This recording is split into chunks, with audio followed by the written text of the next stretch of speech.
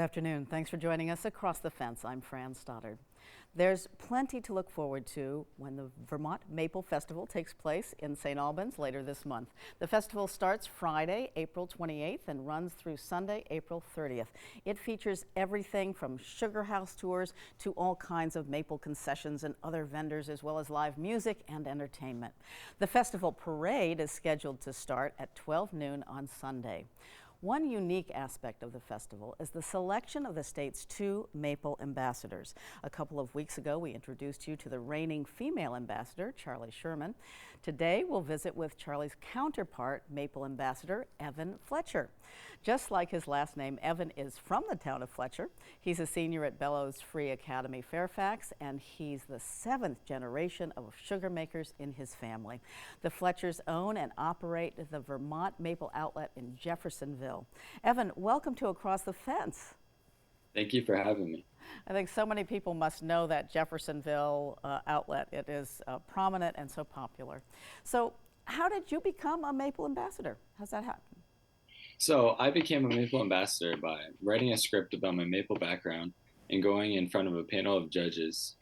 And so what I did was I talked to them about what I can do with maple, how I've grown up with it, and basically to see if I was qualified for the part of being a maple ambassador. My mom was also a maple ambassador, so I'm now the 2nd generation. Oh, I love that fact. So what are the responsibilities of a maple ambassador? Some of the responsibilities I've done is I've gone to the local county fairs. I've went to the Champlain Valley Fair and the Big E, and I've made con candy. I've talked to a bunch of people, and just a lot of meeting new people and helping them learn the process. Terrific. And here you are at the Big E, which is, that must have been fun. Yeah, it was the most popular day too they've ever had there, so definitely got to meet a lot of new people. Wow. And as I mentioned in the introduction, your family has been making maple in Vermont for over 100 years. That's an amazing legacy. How did you start out? You know, I just started out as a little kid. I grew up with it, and then over time I started to get into the process more with my dad, and then over time I just started to pick up the woods myself, and then it just all happened from there. Wow. So here you are boiling and you're clearly tapping and dealing with the tubing. It's pretty cool. So what is the family operation like today? The family operation right now is looking a little over 1,000 taps at our place up in Fletcher, and we boil at our store, the Vermont Maple Outlet.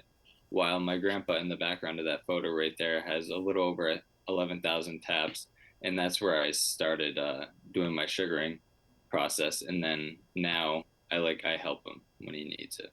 Wow, terrific. And so what do you enjoy most about working in the maple industry? Honestly, I just love the outdoors. That's my favorite part, is being outside, and I just love seeing how much sap we can get daily and just working in the woods. Cool. And what about your future? Do you plan to stay in maple? Yeah, I definitely plan to continue to help with my family operation right now, because by the time when I get older, I'll know everything, so I can have my own operation in my own sugar house. Wow, lucky them. So, you know, changing climate and invasive species represent 2 major challenges to our future. What's your assessment of the future of maple? I definitely believe that climate change affects the sugaring season, because it feels like we're tapping much earlier every year. Mm. And then also for the invasive species, we haven't really had a problem with that, but we have 18 beehives, and we've had a problem with the mites, which have killed our bees, which have hurt us for a while. But Right. we're able to treat them. Wow. So 2 new maple ambassadors will be chosen at the Vermont Maple Festival at the end of the month.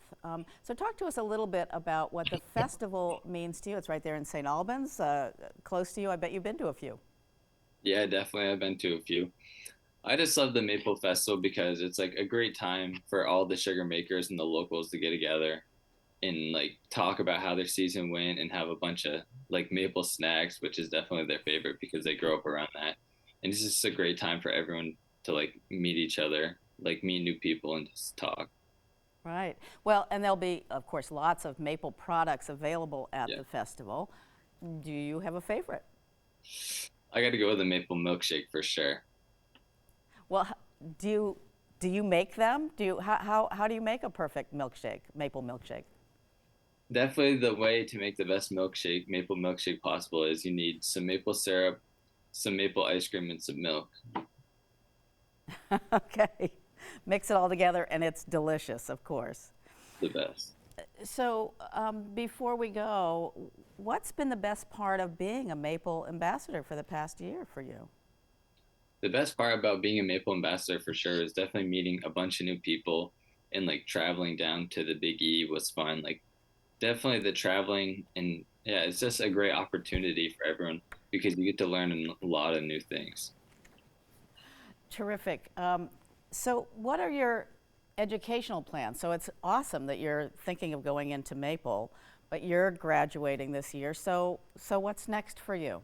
Next is definitely college. Yeah. Stay in my local state, Vermont, so I can be close to sugaring always when I need it. My parents need help. And when you're at the Big E, what kind of things do you talk to other people about? Are there things that you learn there? What kind of information do you find that you share there? Definitely like we got to meet Phil Scott, which was really cool. We met him, which was definitely an eye opener for me, like the governor of our state. And then what we taught people about was like how maple works and basically like the different grades, just a bunch of stuff. Are you able to make that judgment when you taste maple? Do you know when it's perfect? Yeah, Do you like light or dark syrup better? light for sure. Yeah. And that usually comes first, right? Yeah, And have things been going well this year, do you think? yeah, they have been. Yeah, awesome. Well, Evan, I thank you so much for joining us today. Good luck to your future, and thank you for being the Maple Ambassador this year. It's awesome. Thank you for joining us and speaking with us today. Thank you for having me. Okay, if you know somebody who might be interested in being the next Vermont Maple Ambassador, you can check the Maple Festival website that we've listed on your screen. The website has additional information and the application. And of course, it has all the details for the Maple Festival weekend. You can also call 802 644 2935. And up next, we're headed to the greenhouse for our latest Houseplant Hero segment, which focuses on a perennial flowering plant. In partnership with the UVM Extension Master Gardener program, here are some tips to help you choose, grow, and care for your angel wing begonia. Hi, I'm Judy Miro, an Extension Master Gardener coming to you from the University of Vermont Greenhouse. I'm here to help you become a houseplant hero by providing some guidance on caring for your houseplants.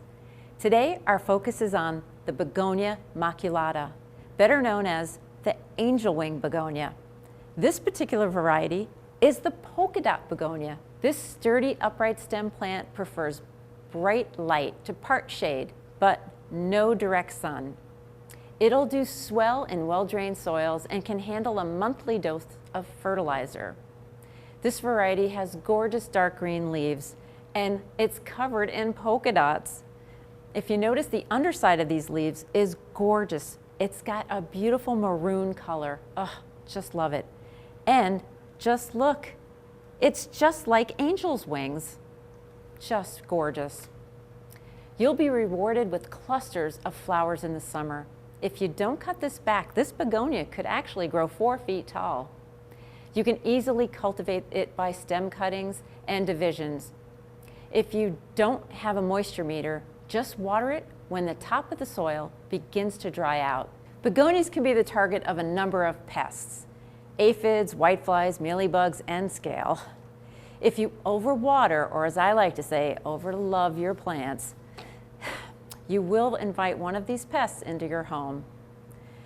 All of them will leave telltale signs that they've moved in. Make sure you are looking at the leaves and stems every time you water. If you notice anything suspicious, pull the plant aside and do some additional monitoring. Look for webbing under the leaves, look for small white bumps on top of the stems, or anything that's crawling on the plant. I use a small handheld lens and a magnifying glass for just this purpose. What should you do if you find pests on your plant? Hose the plant off gently at the first sign of pests. Outside is best, but if it's less than 55 degrees, best to place the plant in the shower or the sink and give it a good rinse. Gently blast away any pests, and they might be hanging on, so that's a good thing to do. Remove any infected leaves or stems. Once your plant is drip dry, while it's still in the sink or the shower, gently spray some neem oil or horticultural oil to kill off any bugs that remain. And of course, always make sure you read the directions carefully and completely before applying any pest application. And remember to wear all the required safety gear. To keep insects and fungus from attacking your houseplants, you'll need to maintain good air circulation and stop overwatering, or as I like to say, overloving your plants. Remember that by providing your plants with the conditions and care they need, you too can be a houseplant hero. For more information on houseplants or home gardens, visit the UVM Extension Master Gardener website and see our Garden Resources page, or contact an Extension Master Gardener volunteer at the helpline. The phone number is on the screen. This is Extension Master Gardener Judy Miro wishing you happy growing. Our thanks to Judy and the Master Gardener program. Neem oil is great. And before we go, a quick reminder to mark your calendars now for the 2023 Vermont Maple Festival that'll take place in St. Albans, April 28th to the 30th.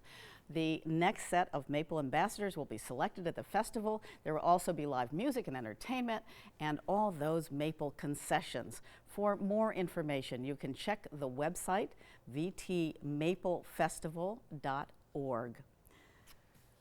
And thank you for joining us across the fence. I'm Fran Stoddard. Stay well.